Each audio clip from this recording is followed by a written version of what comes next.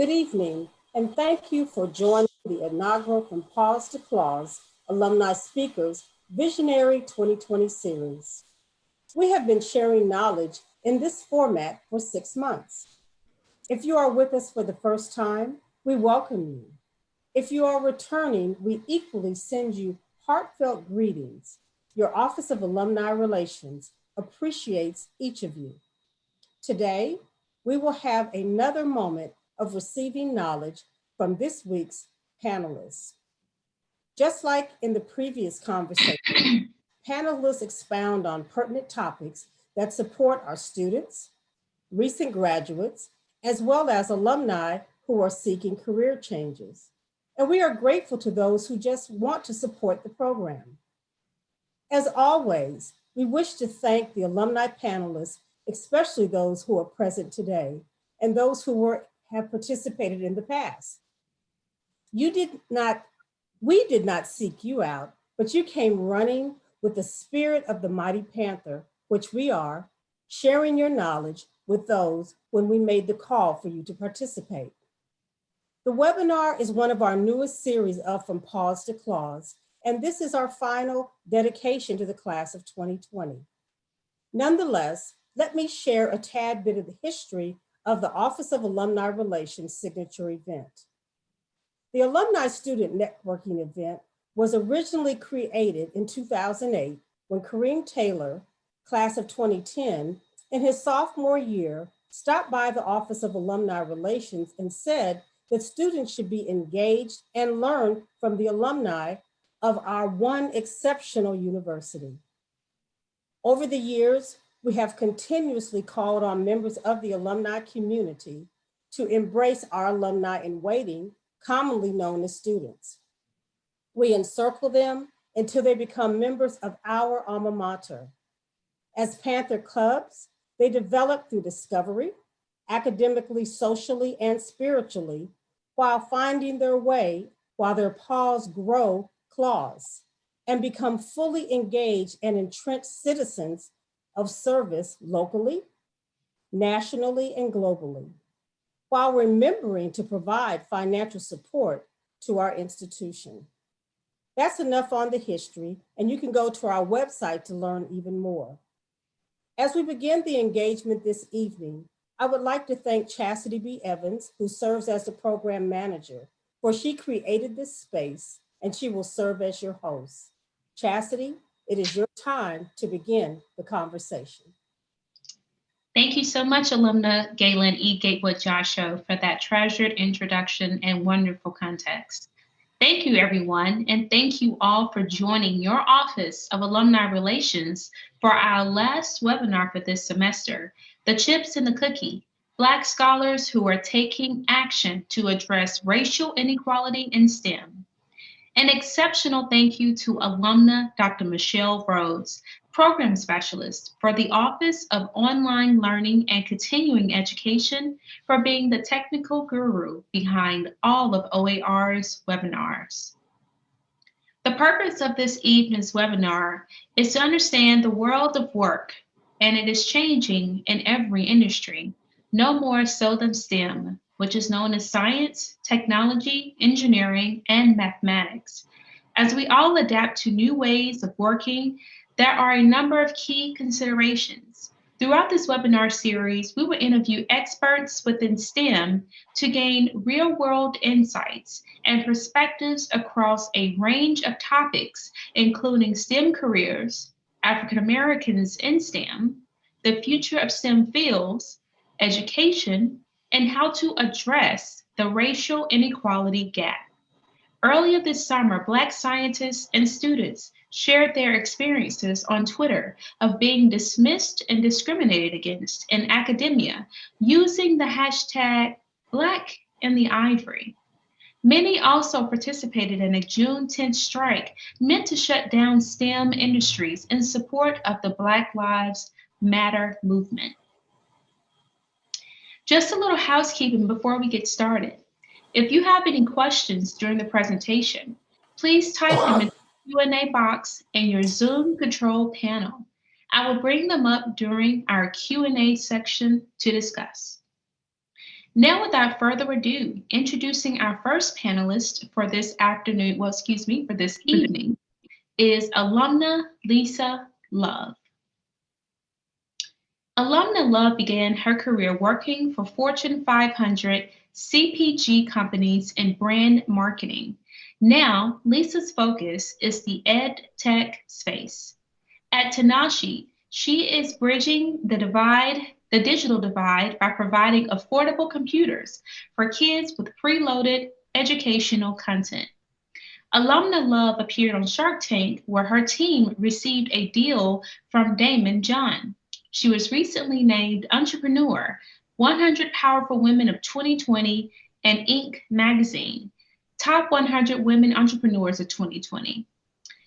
Please, if you all can, follow Alumna Love, Lisa Love, on Twitter at Lisa Loves MKTG. And we will also drop her Twitter handle in the chat. Good evening, Alumna Love. How are you doing today? And thank you so much for serving your alma mater. I'm good, thanks. Thank you for having me. No problem, no problem. Thank you. So we're going to dive into your first question for this evening. Okay. So the recent blockbuster movie, Black Panther, was hailed as a breakthrough in advancing a compelling narrative of Black power and the superhero genre. Unquestionable, audiences were interested by a first for the Marvel comic series. A cinematically beautiful production would simultaneously force them to grapple with themes of Black global liberation and freedom, and invited them to imagine the possibilities of a technologically advanced civilization untouched by the scourge of white imperialism and war. I began with this film because it demonstrates how even within what is arguably a critical intervention on our contemporary discourse on race, the film still indulges an increasingly dominant narrative, suggesting that STEM, known as science, technology, engineering, and mathematics, is key to combating racialized oppression. As a CMO and Shark Tank winner, how do you feel about the statement? Yeah, so definitely. It's pretty sad. The Black US population is about 13 or 14%, yet in STEM fields, specifically engineering, Blacks represent maybe 1, 2, 3%, especially here, like in the Silicon Valley, at like the Facebooks and the Googles and the Twitters. So, it's really, really sad and sobering. And, you have to ask the question, why, right? Like, why aren't there more Black engineers in these top companies? And so as I think about it, it's just, yeah, you have to ask the question, why, and also what's being done. Mm-hmm. And so as you start asking why, and especially because engineering, it's not an industry that's dying, right? It's a booming industry where there's a lot of demand, and the salary is great. So why aren't these Blacks in these companies? And so when you look at the why, just to take a step back, my mom taught in the Los Angeles Unified School District for 50 years. She taught in South Central in primary grades. And so there weren't a lot of resources, right, in South Central, low income community. So she had to use her time, her money, resources to basically create her own materials to teach kids, especially, Black kids in low income communities. And so that's kind of what we're doing with Tenoshi, right? You got to start when they're young and give them that exposure to STEM, and let them know, hey, there's more out there than being an athlete or a rapper. You can do more. There's other fields out there. And so it's giving them that exposure at a young age. So that's what we're at Tenoshi doing right now with our computer. You know, we target 6 to 12-year-olds. It's preloaded with kids coding apps. And so just giving them that exposure at an early age. Again, I also want to say, you know, my dad, he was an engineer. He was actually one of the first Black engineers to graduate from Purdue back in the 50s. So imagine that. So that's awesome. So yeah, so you can kind of say I fell in my parents' footsteps. You know, my mom being an educator for so long and my dad being in technology.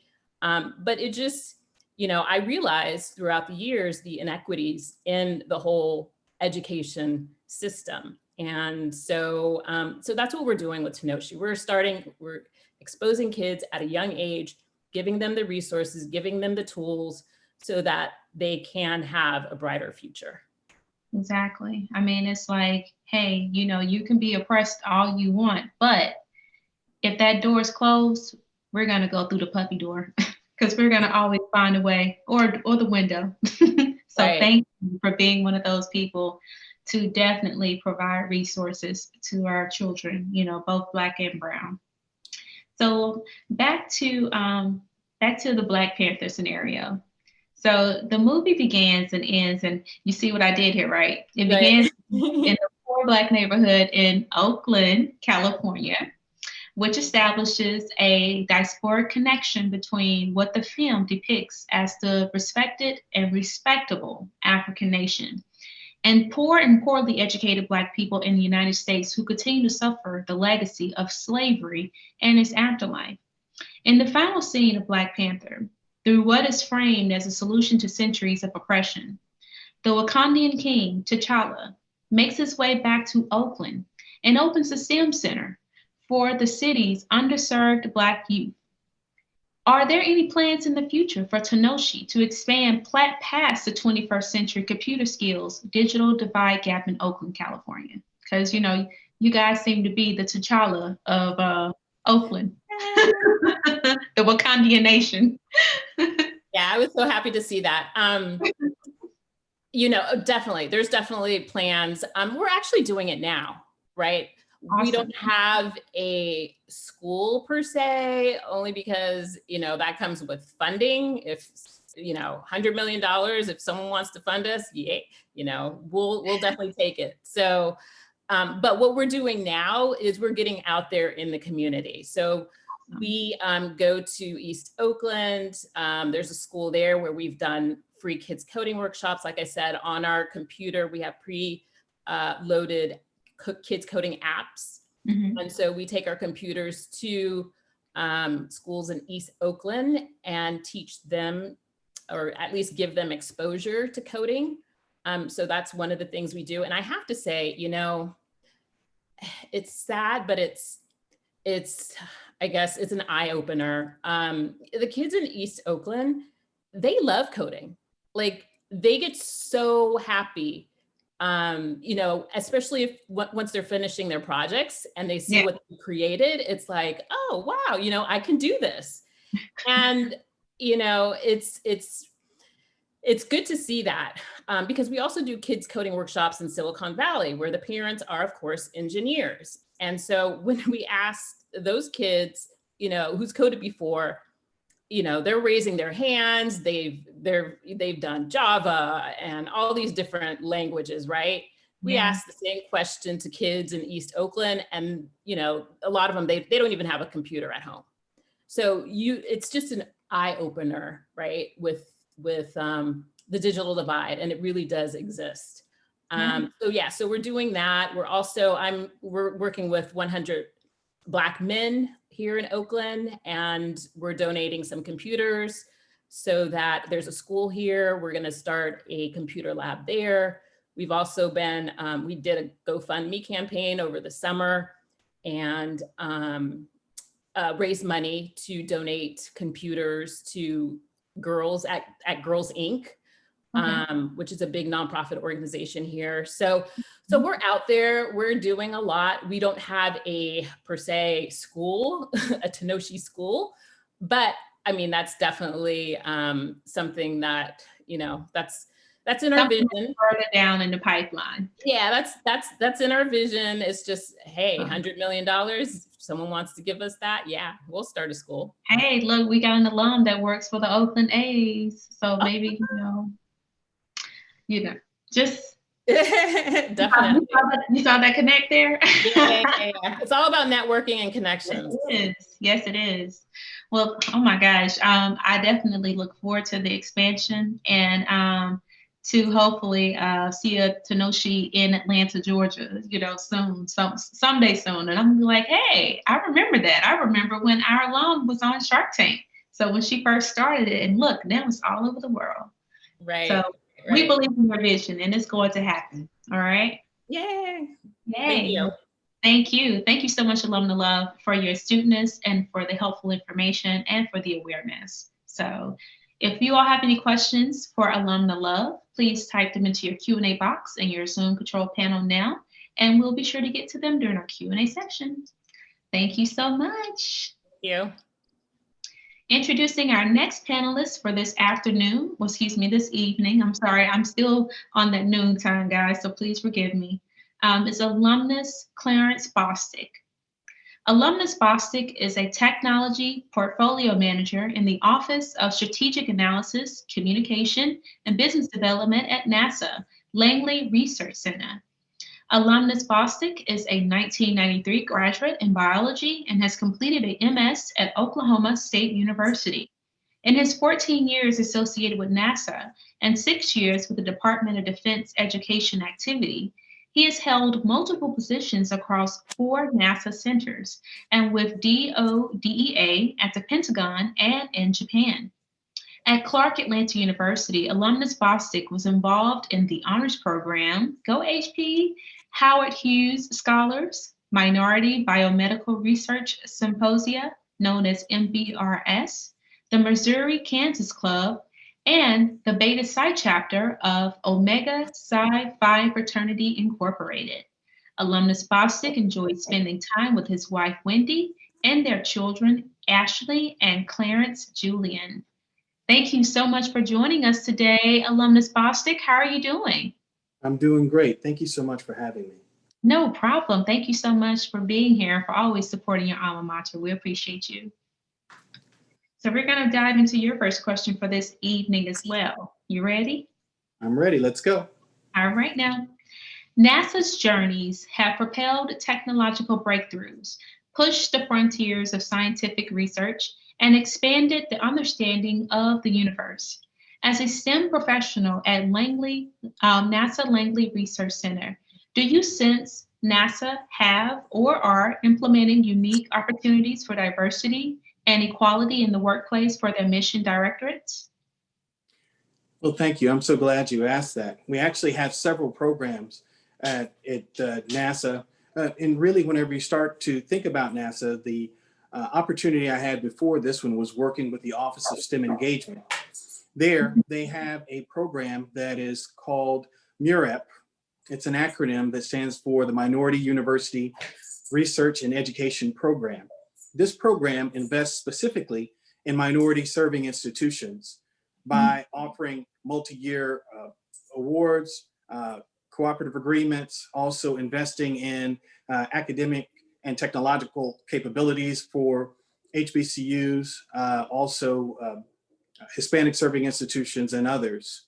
And so that's one way that they seek to increase diversity by bringing in more folks via the interns and internship opportunities, also by increasing the number of grants. There's also the NASA Unity campaign, which actually goes beyond the Office of STEM Engagement, but is across all of the agency, which is really more of a focus on we and not I. The idea of being proactive way to reinforce employees' focus on NASA's mission and not on our differences. Also, NASA has over 10 centers and they have employee resource groups at each one of those centers. And this provides and supports the diversity that we hope to enjoy, making NASA one of the best places to work in the federal government for the past 8 years. Wow. Okay, all right. Well, how about the minority students, who dream about an engineering career face, but they host multiple barriers from implicit bias in the early childhood education to subconscious and overt racism in the workplace. So how is NASA utilizing their STEM engagement platform to ensure these students are not left out of learning how to code, calculate, design, and discover their way to a new era of American innovation? Excellent question. So while at NASA, we care a lot about engineers and engineering careers. I didn't want to leave engineering without giving a plug that there are several Clarkites that actually work across the agency, and they did not start out as engineers. They have other degrees in science and mathematics, and I could name several of them because if they're not watching, they definitely should be on this webinar. They are great Americans and great alumni.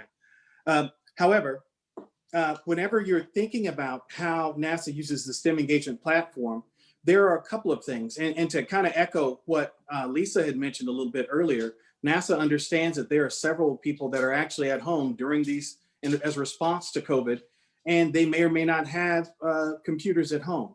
And so it started something called the NASA at Home series. This series actually are a series of videos, webinars, activities, projects that would allow students and their families to actually get engaged with the NASA missions. And so these things actually stretch very broadly across the agency, and they go straight into the homes for people to find ways to get involved. Also, another way that we use the STEM engagement platform, we also have lots of partnerships. We have partnerships with actually space grant organizations in each state. And so in the state of Georgia, the Georgia Space Grant, which is actually based at Georgia Tech, and actually Clark Atlanta University is an affiliate member of Space Grant, is another organization that actually helps to spread opportunities for us across this STEM engagement platform by actually having activities for teachers and for internships and for K-12 situations. And those are in every state, also in Puerto Rico, the Virgin Islands, and Guam. So we also have other efforts where we're actually looking to, for any of the education that we are providing, we actually have a contract with Texas State, and we have efforts in place to make sure that we use culturally responsive teaching methods. These culturally responsive teaching methods are sensitive to the people that we're actually working with, that population of student, to make it both inviting and to honor their culture as we invite them into the learning spaces. And so while it is not everything, we are looking to address some of those issues with various opportunities like those I mentioned and others. Wow. I mean, that is a lot. I literally just took down majority of what you were saying because I'm going to share that with some of my friends who I know have sons that love to build things. So Indeed. know, if you start to receive numerous clicks on your computer, on your website, just know it came from me. Okay. Okay, awesome. Well, we always say there's a place for them at NASA. From the time that they're 16 years old until they finish graduate school, there are paid internships that are available at NASA. We would love to see more Clark Atlanta University students applying for those internships at intern.nasa.gov. We would love to see more of those people actually looking for opportunities to actually start businesses and to get involved in either the technology transfer program or the SBIR programs, to look for ways that they can actually start out as entrepreneurs and get involved in actually being a partner to move the missions forward for all of us. Exactly. Well, there you have it. So if there's anybody on this call today, I would be, linking it up with Alumnus Bostic, okay? Because he got the NASA plug over here. He is the plug. Thank you. I'm just glad to be here, and I'm just one of many. There are so many people And I tell you, I'll start name dropping, and you guys would be just, if anything, mad that I forgot your soror or your fraternity brother, because I tell you, there's a lot of NASA people and a lot of NASA love that's flowing from Clark Atlanta University through the National Aeronautics and Space Administration. Well, thank you so much, Alumnus Bostic, for your having me and your helpful information. I mean, we truly appreciate it. If you all have any questions for Alumnus Bostic, please type them into your Q&A box in your Zoom control panel now, and we'll be sure to get to them during our Q&A session. All right, thank you again. And you know, if you start to get plenty of pings from LinkedIn, just know it came from me as well. Introducing our next panelist is Alumna Chastity Wright. Hey, twin. No, it's playing.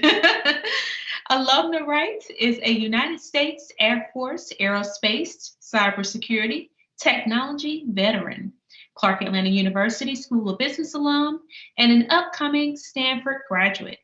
She is the owner of Wright Tech Solutions and founder of Infiltron Software Suite, which focuses on cybersecurity solution for 5G, smart cities, unmanned transportation, and more.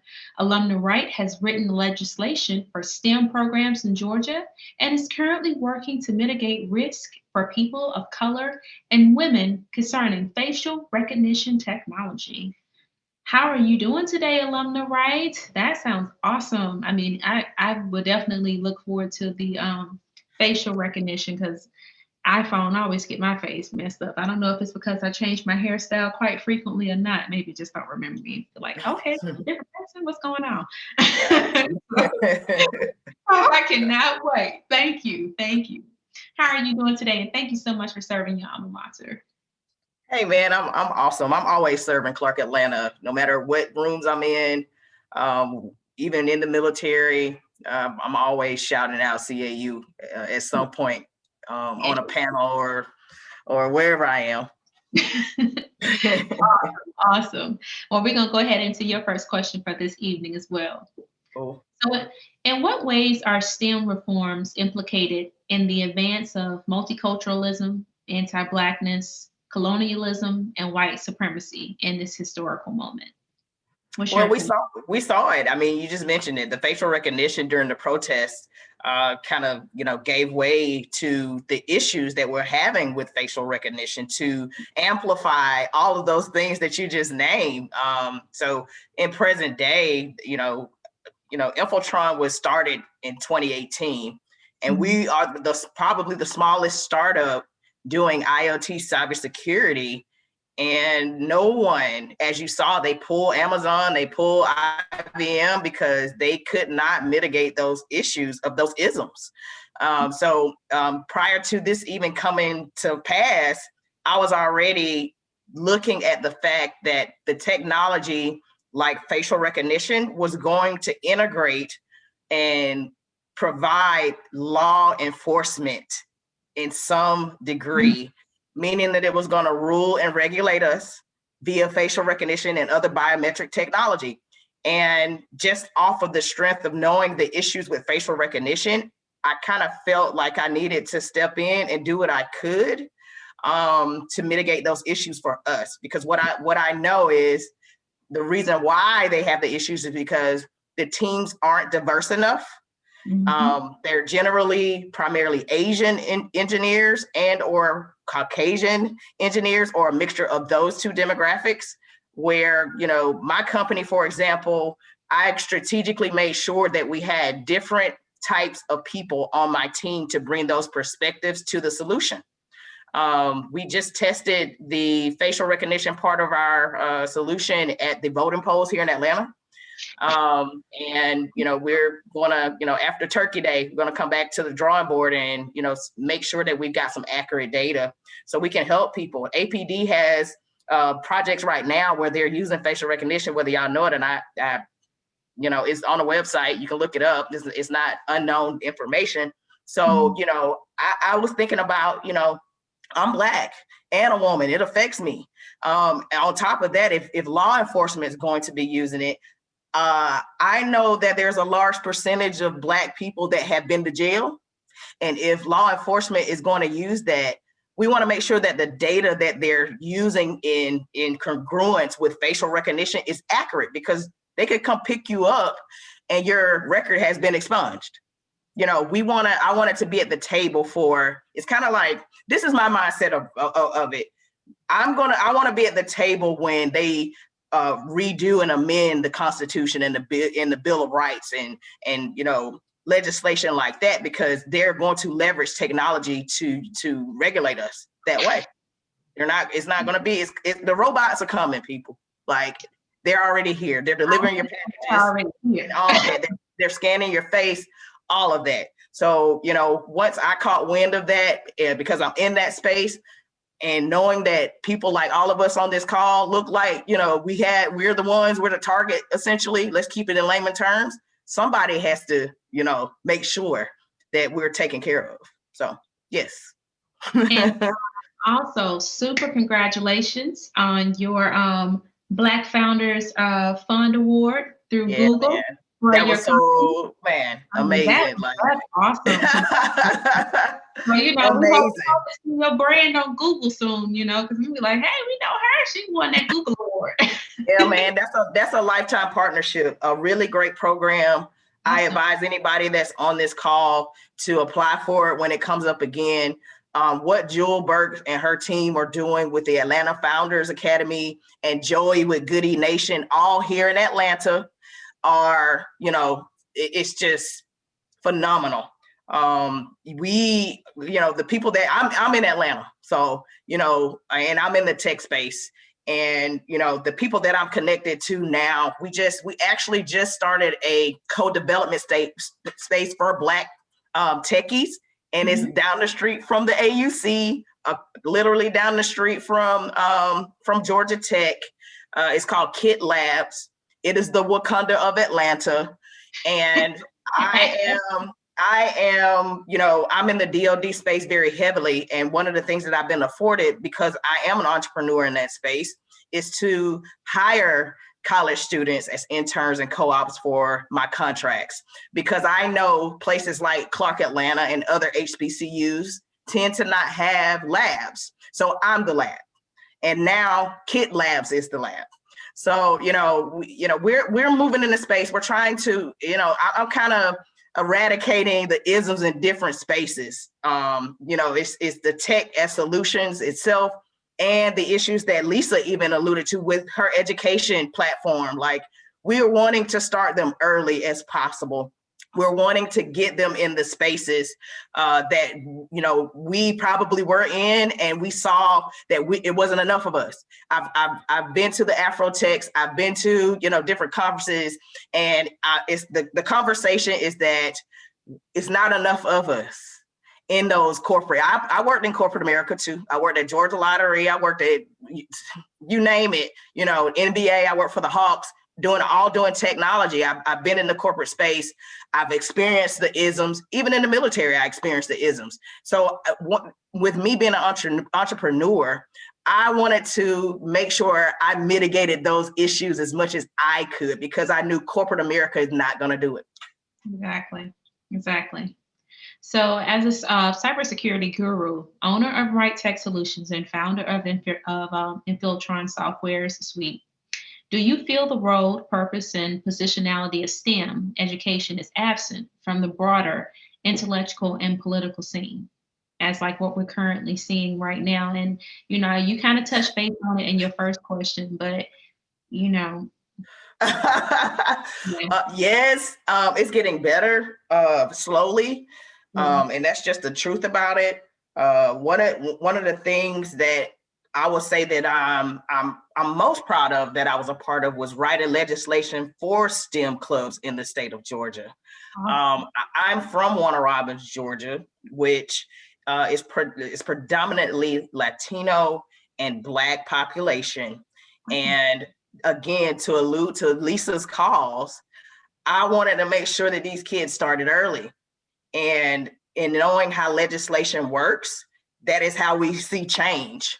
So, yeah, I hope that answered your question. Like, it for me, being in tech and being an entrepreneur, I can take more risks than a person that's in a corporate setting, right? I can, take charge of things a little bit differently and take different steps, so to speak, to get things done. All the while keeping in mind that I do have brothers and sisters that are in those corporate positions, and not putting them in the crosshairs, so to speak, because I have been them, whether it was in the uniform or, whether it was in a suit. So, and I understand them, in some aspect, but no, all the while knowing that in the political realm, to get back to your question, in the political realm, they don't care right now. They don't care enough. And again, the only way that's going to change is through legislation. We have to change the laws.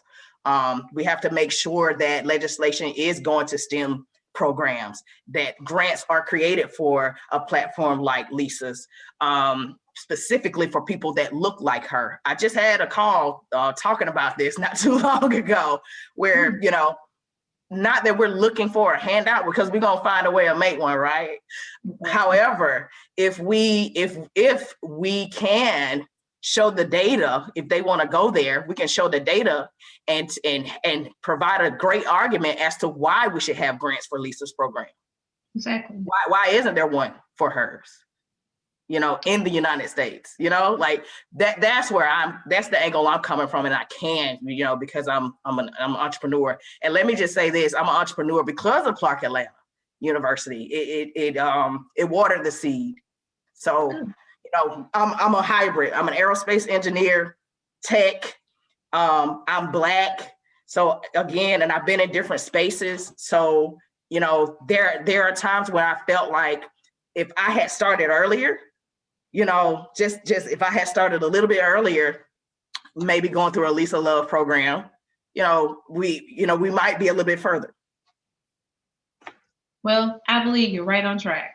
And you're gonna keep soaring from here. So, as I told Lisa, as I told Mr. Clarence, we got your back. Yep. All right. Well, thank you so much, Alumni Right, for your best practices and your awareness, your information. We truly appreciate it. And if you all have any questions or concerns for Alumni Right, please type them into the Q&A box in your Zoom control panel now, and we'll be sure to get to them during our Q&A session. C, you. C-A-U. I probably didn't do it right, but you all know what I was doing. Thank you so much. Last but never least, introducing our final panelist for this evening is alumnus Dr. Alumnus Dr. Briggs is a 1994 graduate and former trustee of Clark Atlanta University, and is the founder and executive director for the Southern Center for Broadening Participation in STEM. Dr. Briggs formerly served as the director of the Center of Excellence in STEM and mathematics educator in Birmingham, Alabama. He seeks to create new possibilities in STEM career pathways for all students, specifically the underserved and underprepared. In his role with the Southern Center, alumnus Dr. Briggs seeks to build capacity through problematic policy and funding guidance, increasing sustainability and effectiveness of STEM programs, securing more than $7 million in STEM grant funding from the National Science Foundation to increase underrepresented minorities in STEM career pathways. Alumnus Dr. Briggs continues to assist organizations with leveraging the financial resources needed to operate sustainable STEM programs. Alumnus Dr. Briggs is an advocate for impactful STEM policy and broadly disseminates best practices in STEM student recruitment, retention, success, and leadership through ongoing committee and board assignments, such as the Alabama Mathematics, Science, and Technology Coalition, the Understanding Interventions Advisory Board, and the Conference Board of Mathematical Sciences National Forum. most notably serving as a member of the Alabama Governor's Advisory Council for Excellence in STEM and a member of the Alabama State Mathematics Course of Study Committee. Alumnus Dr. Briggs contributed to the development and adoption of the Alabama Roadmap to STEM Success, a strategic plan for STEM education, and the 2019 Alabama State Mathematics Course of Study, respectively. As a newly appointed member to the Alabama STEM Council, alumnus Dr. Briggs believes it is essential that we equip, elevate, and enrich our students, faculty, and institutional leadership with the necessary tools to advance degree completion, specifically STEM career pathways. Thank you so much, alumnus Dr. Briggs, for that wonderful bio and for definitely being here today and for always serving your alma mater. How are you doing today? Wonderful. I am so excited to be here. I just wanted to jump in each and every time they hit a point, because everything they said was right on point with the issues and the challenges that we face in this arena that we call STEM education. So I'm excited to respond to your questions. Awesome. Well, thank you. Thank you so much. That I didn't get the Black Panther question, but I'm gonna let that Look, I got you on part two. Okay? So, as the Executive Director for the Southern Center for Broadening Participation in STEM, how do students and committees of color experience and make sense of STEM reforms, career pathways, initiatives to create new possibilities? Well, Chastity, that's a great question. And, you know, our vision at the Southern Center is to provide the realization of equitable representation and inclusion of underrepresented minorities in STEM. And you heard Clarence and Lisa and our other guest, I didn't see her name, it's just Chastity. They alluded to it. I mean, they directly said there's not enough African Americans in the STEM fields. And so when I hear that, it's not because we're not capable. It's not because we don't have the brain power or even the desire to want to engage on that level. It's systemic. It starts in kindergarten. It starts in our education system. Our system literally steers our kids away from STEM. You know, thank God for HBCUs, because HBCUs do the things that they didn't have a name for it really when our parents went. They didn't have a name for it really when we came through. But when you're talking about intentional advising, intrusive advising, when you're talking about culturally responsive teaching, that's what HBCUs do. They take all our culminated experiences and make it work for us and create a very targeted career plan for us in terms of what we want to do. And one thing we learned at Clark Atlanta, we're going to find a way or we're going to make a way. And Clark Atlanta University allowed us to be able to sit down with kings and queens. And by sitting down with these individuals, we realized that we too had the right to inherit the best that this country has to offer. And so, when you're thinking about STEM, you have to think about mindset. What is it in a child's mindset that steers them away from or her away from mathematics or steers that person away from chemistry?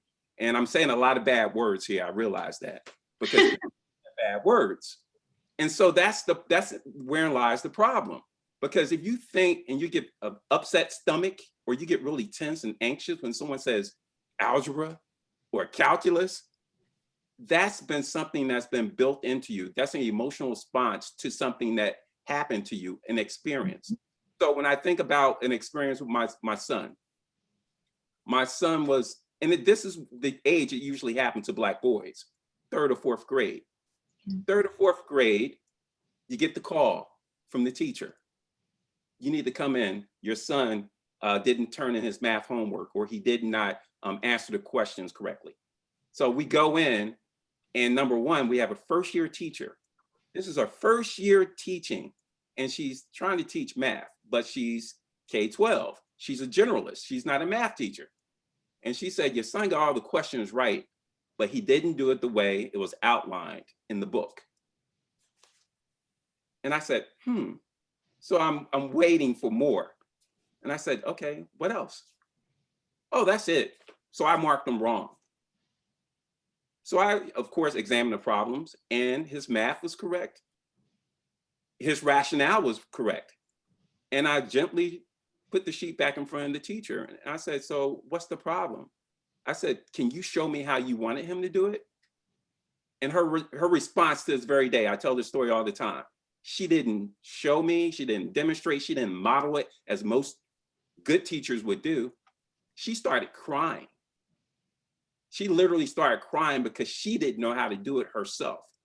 So the real issue that we're having here is not necessarily that our children don't have a desire, but their desire is being killed by teachers who are not being properly prepared, teachers who are not culturally responsive, teachers who are arrogant in their ignorance. She was staunch about the fact, and she's talking to a math professor, and she did not blink an eye. She wasn't even moved by the fact that I teach mathematics at the college level. But she took her position, and she was staunch in that position. So when you're facing that kind of systemic racism, that kind of inequity in education, you have to start to deal with it from a policy perspective. I heard Clarence and Lisa and Chastity talk about funding, but funding, you got to get the policy straight. So when I decided to work on the course of study, I was literally one of maybe 3 Blacks on the course of study for our state of Alabama to help design the new mathematics course of study for the entire state. And so you can see that a lot of folks who are making the standardized tests, making the rules, don't look like us, don't come from our communities, and in most cases, I hate to say, don't have our best interests at heart. So it makes it a tremendous challenge for our children to succeed, and more importantly, maintain a high interest and desire to want to do it, to not feel less than if they don't get it right the first time. Because guess what? We get it wrong 1,000 times before we get it right. That's the whole objective of research. We get it wrong more times than we get it right. And you got to have that stick-to-itiveness, that persistence, that desire to keep going forward. And unfortunately, we kill that in our children at a very early age. That is so true. I mean, I had something like that happen to me when I was actually in the 3rd grade. So I can truly relate to that story. I went to a school where there was absolutely nobody pretty much that looked like me. I didn't even have a Black teacher. So I know I've never had a Black teacher until I came to Clark Atlanta. So I know exactly what you're talking about. So how do we racialize politics embedded in these reforms become embodied and contested in school cultures, curricular, and epistemological priorities and pedagogical practices? So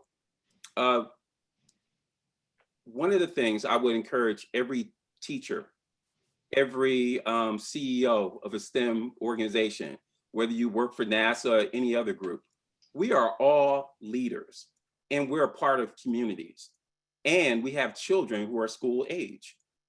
I think it's incumbent on all of us to be a part of the PTA, to be a part of the school board, to be a part of the state school board, and hopefully we'll have someone at the National Department of Education that have our best interests at heart as well. Because when you're not involved in creating the policy, that lays the foundation for everything else that emerges later. It in terms of funding, because then they get to direct where the money goes, who the grants go to. Is NASA gonna have the money for their educational outreach program next year?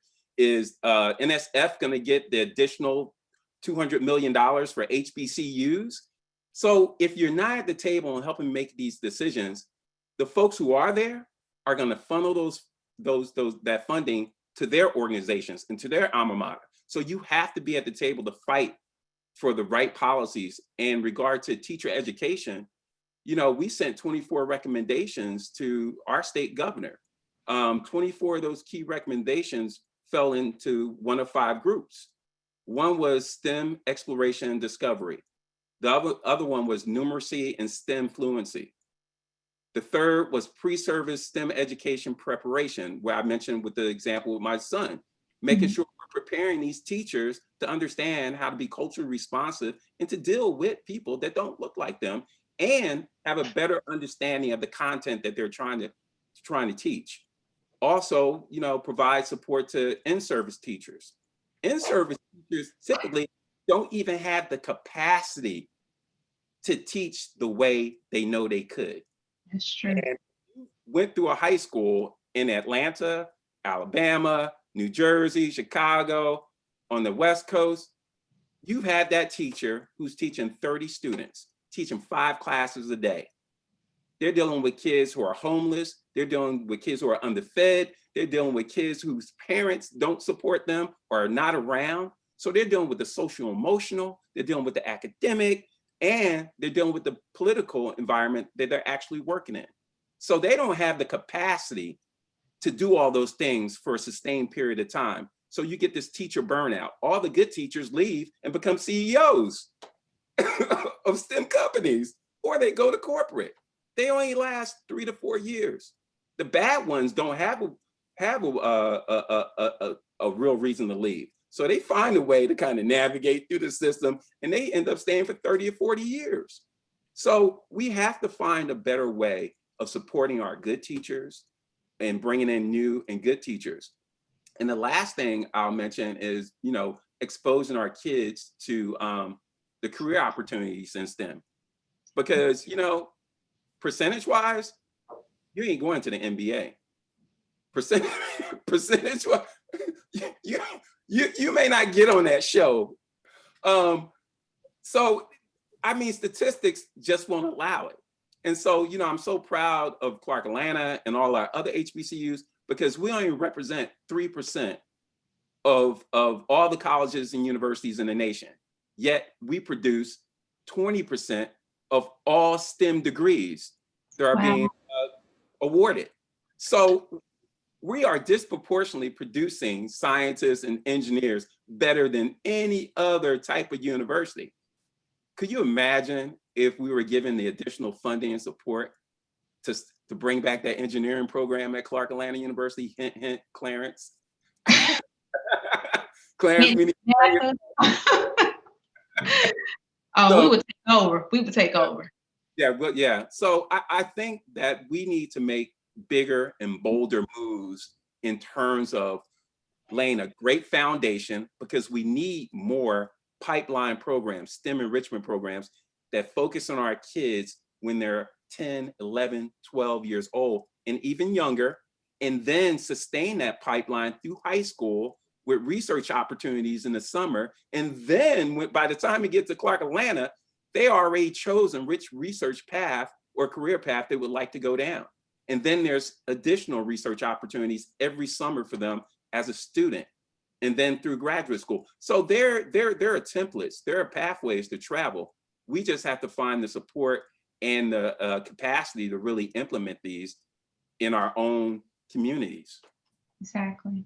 Oh my goodness, you said it all right there. I'm gonna definitely have to send this webinar to some of my friends, because it's time. But thank you so much. Thank you, Dr. Alumnus Briggs. Are you accepting any candidates at your school, student-wise? At my school, listen, I'm looking for good. I better not say that, because Galen, you're a program director there. Oh no, not me. I'm talking about students, like young students. We're gonna ship them over there to you. Actually, I'll tell you what, we'll be more than happy to talk with you, because we do have a lot of opportunities. And Clarence, Chastity, and Lisa mentioned quite a few of them, but there are many, many, many more that we definitely need to share with you. Awesome. I look forward to the conversation. Well, if you all have any questions for alumnus Dr. Briggs, please type them into the Q&A box now in your Zoom control panel, and we'll be sure to get to them during the Q&A session. Thank you again, Dr. Briggs. You're welcome.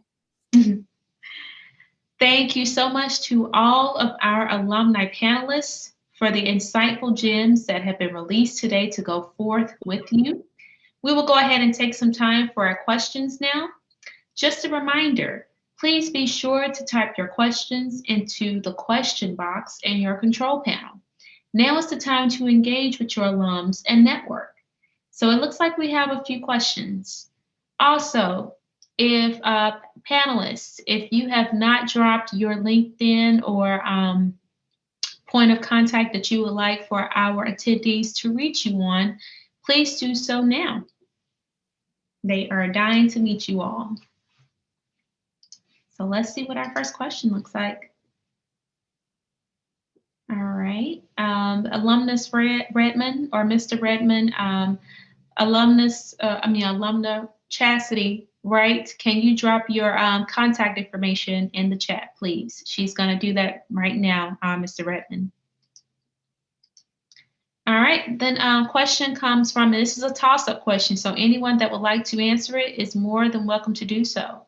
This comes from alumna Sandra Brooks. She said, when we look at Lian technology in China, it has been used to imprison many ethnic religious groups. Do you feel in general people of color are aware of the advancements and usage of facial recognition? So I know, alumna Wright, you touched base on this since this was your project. I mean, with the recent, I'm sorry, my bad, but with the recent protests, like everybody watches TV. If you aren't aware, I mean, you can't go nowhere right now. It was a pandemic. What else were people doing other than watching the TV and learning the issues around facial recognition? So I'm going to just say it, like, if you're not aware of it by now, you are probably under a rock since March. You know, and it's, again, like, everybody here has spoken. I think Lisa, everybody has spoken, like, facial recognition, like, that's not a novelty technology at this point in the game. A person of color should know. You can go Google. It was a guy in Detroit who got wrongfully identified because of the facial recognition that was being used by law enforcement in Detroit. So, you know, I don't necessarily think that, you know, if it is, they've been on a rock. Like, it's pretty out there now. What I've seen internationally, because we do kind of play in some international fields, which was my major at Clark Atlanta. We are seeing, you know, on the continent of Africa, they're doing a lot of biometric technology, a lot, and not just facial recognition.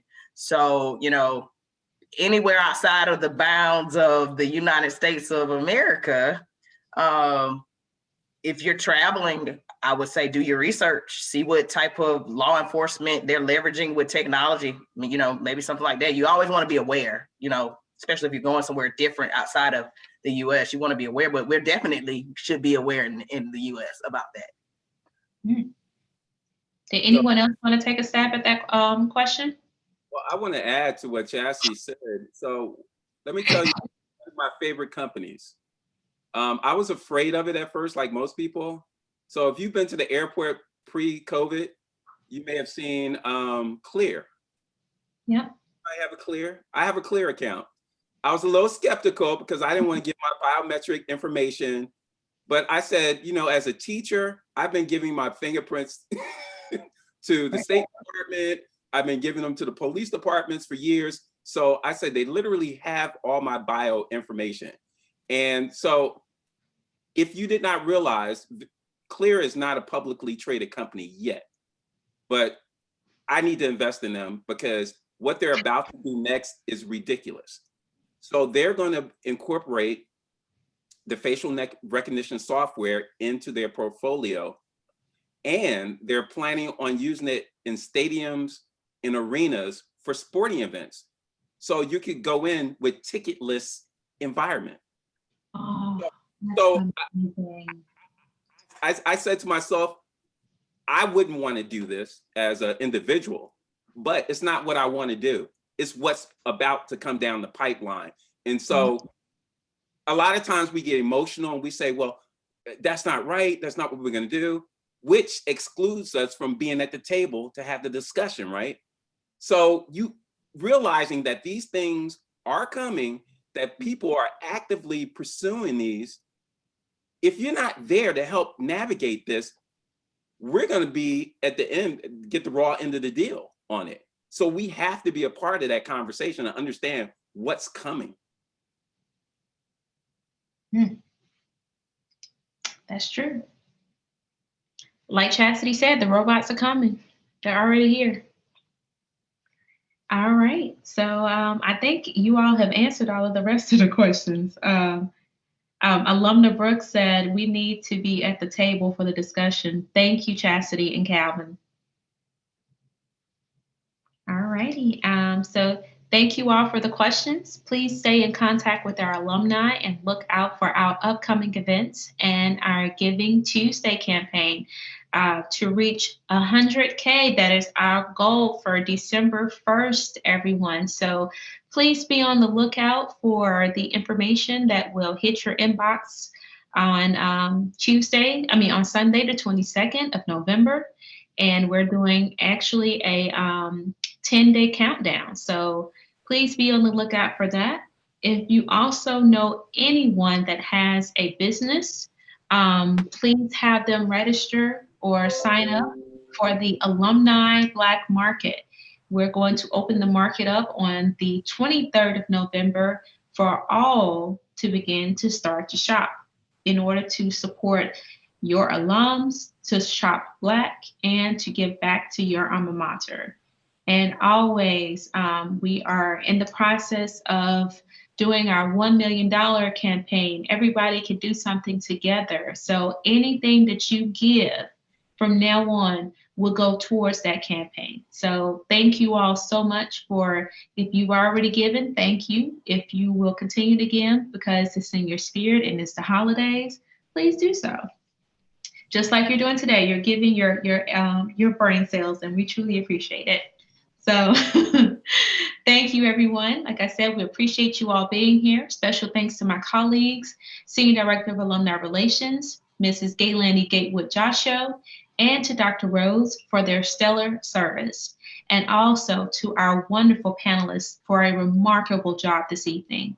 Thank you again to our attendees for joining us today, and we look forward to your support.